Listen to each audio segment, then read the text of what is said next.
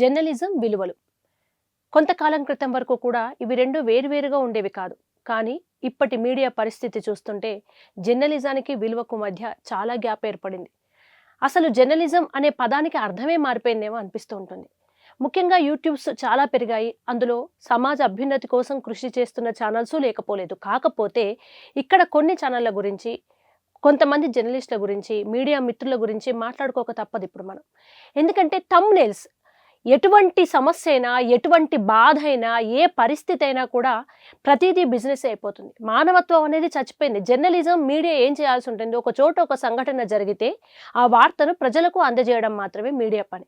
మంచి చెడు కనుక్కొని అనాలిసిస్ చేయడము, లేదా ఎంక్వైరీ చేసి నిజాలేంటో ప్రజలకు చెప్పడం ఇక్కడికి మీడియా పని. ఇప్పుడు ఎలా తయారైందంటే తల్లితనం, గర్భశోకం, బాధ, అత్యాచారం, హత్య ఇవన్నీ కూడా ఒక బిజినెస్ సరుకైంది.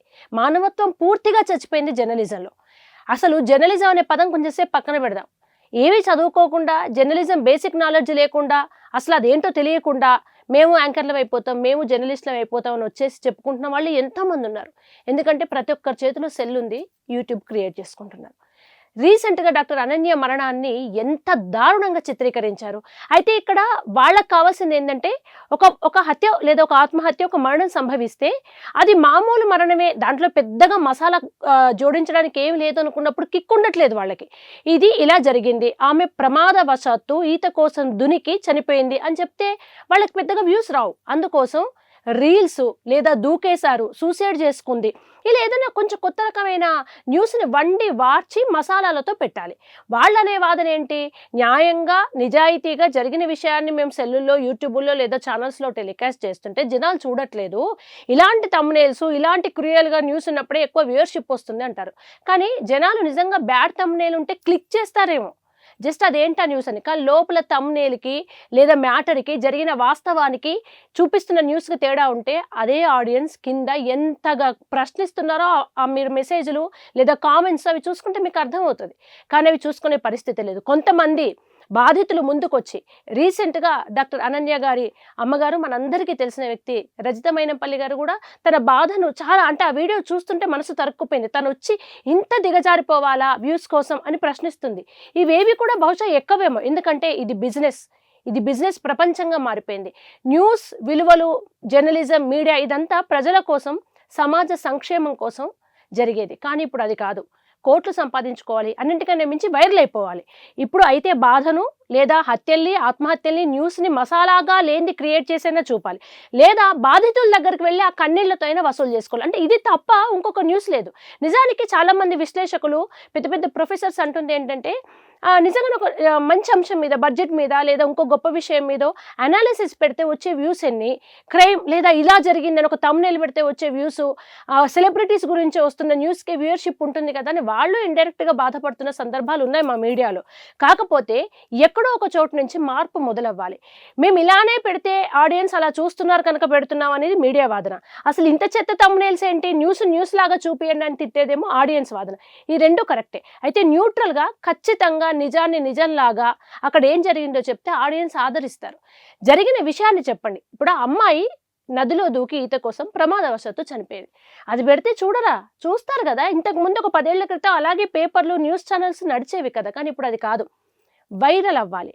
ముఖ్యంగా ఎక్కడైనా ఒక సినిమా ఉంటుంది, స్పైడర్ సినిమాలో ఇంత పర్సెంటేజ్ షాడిజం అనేది, అంటే ఎన్ని ఎక్కువ చావులు, ఎంత ఎక్కువ బాధ కలిగితే అక్కడికి మైకులు తీసుకుని వెళ్ళడం. బాధలో ఉన్నవాళ్ళు ఇప్పుడు కొన్ని రోజుల తర్వాత వాళ్ళ బాధ నుంచి కొంచెం తేరుకుంటారు, అప్పుడు వాళ్ళు ఉంటారు, వెళ్ళి కనుక్కోవచ్చు, మనం మాట్లాడవచ్చు. బస్సులు తగలబడిపోతున్నా, శవాలు కుప్పలు వాడిన అక్కడికైనా వెళ్ళి మాట్లాడాలి, ఏడ్చేవాళ్ళ దగ్గరకన్నా వచ్చి మాట్లాడాలి. ఇవన్నీ ఇంత దిగజారు ఎందుకు పోవాలి? అంటే ఒకరి కన్నీళ్ళ మీదో మరొక దాని మీదో ఎందుకు అంత పాపులారిటీ రావాలని చూసుకోవడం, అండ్ 1 డేలో సక్సెస్ అవ్వాలి, 1 డేలో పాపులర్ అవ్వాలి.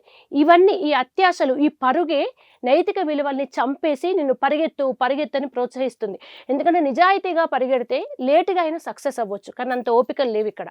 కనుక ఆ నీతిని, నిజాయితీని, మానవత్వాన్ని అంతా వెనకాలే తొక్కి పట్టేసి ముందరికి పరిగెడుతూనే ఉన్నారు. ఇది ఇలాగే కొనసాగితే అసలు ఆడియన్స్కి ఏది నిజమైన వార్త, ఏది అబద్ధం పిచ్చిలేసేలా ఉంది ఒక్కొక్కరికి. ఎందుకంటే అంత కన్ఫ్యూజన్ క్రియేట్ అవుతుంది. ఒకదానికొకటి పోటీ పడి తప్పుడు థంబ్‌నెయిల్స్ పెడుతున్నారు. ఇదంతా అవసరం లేదనే వాయిస్ గట్టిగా వినిపించాలనుకున్నప్పుడు ఇప్పటికీ ప్రజల్లో విపరీతమైన చైతన్యం వచ్చింది. ఆడియన్స్ గట్టిగా క్వశ్చన్ చేస్తున్నారు. కామెంట్స్ అనే ఒక సెక్షన్ దాన్ని యూజ్ చేసుకుని అది ఆయుధంగా వాళ్ళు ప్రతి మీడియా ఏదైతే ఇలా ఒక విషయాన్ని, ఒక సమస్యను, ఒక న్యూస్‌ను యూటర్న్ తీసుకొని తప్పుదోవ పట్టించి తప్పుడు ఇన్ఫర్మేషన్ ఇస్తుంటే ప్రతి ఒక్కరి చేతిలో సెల్ ఉంటుంది. ఒకే ఛానల్ చూడరు. 10 చోట్ల తెలుసుకుంటున్నారు. వాళ్లకు అర్థమవుతుంది. ఒరిజినల్‌గా వాళ్ళ కష్టాన్ని చాలామంది వాళ్ళ ఫోన్స్‌లో కూడా చెప్పుకుంటున్నారు కనుక అందరికీ నిజమేంటనేది కొంచెం లేట్‌గా తెలుస్తుంది. వెంటనే కామెంట్ సెక్షన్‌లో చెప్తున్నారు. ఇలాంటి థంబ్‌నెయిల్స్ పెట్టకండి. దీన్ని ఇలా చేయకండి. ఇంత తప్పుడుగా ప్రొజెక్ట్ చేయకండి. మీరు చూసారా అని కూడా మీడియా సంస్థల్ని, జర్నలిస్ట్‌ని ప్రజలు క్వెషన్ చేస్తున్నారు. ఇది నిజంగా చైతన్యం. ఎప్పుడైనా చైతన్యం ప్రజల నుంచే వచ్చింది. గతమైనా ఇప్పుడైనా మార్పు, విప్లవాలన్నీ ప్రజల నుంచే వచ్చాయి. కనుక ప్రజలు చూస్తున్నారు. ప్రజలు మమ్మల్ని గుర్తిస్తున్నారు. గుర్తించడం కోసం ఏమైనా చేస్తామనుకునే జర్నలిజం ముసుగులో ఉన్న చాలా మందికి ప్రజలే మంచి పాఠం చెప్తున్నారు. ఈ చైతన్యం కొనసాగాలి. ఒక బాధను, ఒక సమస్యను కేవలం ఇది సమస్య, ఇది బాధ, ఇది జరిగింది, ఇది వార్త అనేది మాత్రమే మీకు అందజేయగలుగుతాము. ప్రత్యక్ష సాక్షులు లేదా అక్కడ ఎంక్వైరీ చేసి నిజానిజాలు తెలిసినప్పుడు వాటిని ఎక్స్‌క్లూజివ్‌గా అందజేస్తాం మీడియా నుంచి. కానీ కొంతమంది మీడియా మిత్రులు, మా మీడియా మిత్రులే, మా జర్నలిస్ట్ మిత్రులే ఇదొక దురదృష్టకర సంఘటన. ఆ విలువల్ని మర్చిపోతూ వస్తున్నారు. బెత్తం పట్టుకొని మరొక్కసారి జర్నలిజం వాల్యూస్‌ని నేర్పించాల్సిన సమయం వచ్చిందేమో.